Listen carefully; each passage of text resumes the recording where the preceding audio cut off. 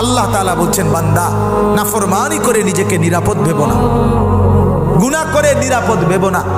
জিনা করে, বেবিচার করে, মদ খেয়ে, জুয়া খেলে, সুদ খেয়ে, ঘুষ খেয়ে, অবৈধ উপার্জন করে, মা আর বোন বেপর্দা চলে, ঘরের মধ্যে টেলিভিশন, নাটক, সিনেমা চলতেছে।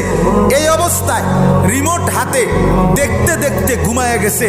এমনও নাফরমানের ঘর আছে যে ঘরে সারা রাত টেলিভিশন চলছে, ঘুমায় গেছে, কারো সজাগ হওয়ার মনেও নাই বন্ধ করতে। ওই অবস্থায় যদি মালিকের আযাব এসে ধ্বংস করে দেয়, আল্লাহর পক্ষে সেটা সম্ভব কিনা?